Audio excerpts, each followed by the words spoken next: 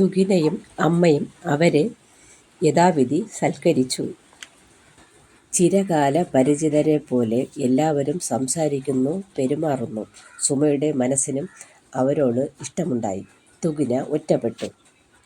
അവൾ അവളുടെ റൂമിലിരുന്ന് ബുക്സും മറ്റും അടുക്കി വെച്ചു. അടുത്ത് ഒരു കാൽപ്പെരുമാറ്റം. അവൾ തിരിഞ്ഞു നോക്കി.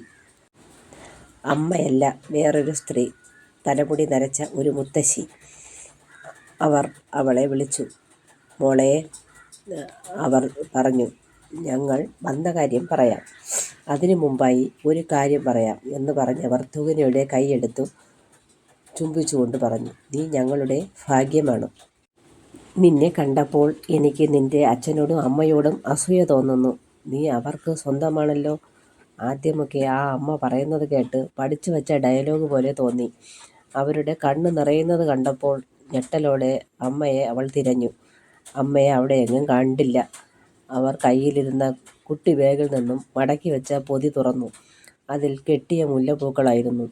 അവർ അതെടുത്ത് സ്വന്തം നെഞ്ചോട് ചേർത്ത് പ്രാർത്ഥിച്ചു തുകിനയുടെ തലയിൽ വച്ചുകൊണ്ട് പറഞ്ഞു. നീ നന്നായി വരണം. അവൾ അനുസരണയുള്ള കുട്ടിയായി.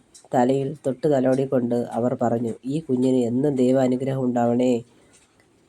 അവിടെ സുമയെത്തി. പൂവും വെച്ച് നിൽക്കുന്ന തുകിന. രംഗം കൈവിട്ടു പോകുന്നത് സുമ അറിഞ്ഞു.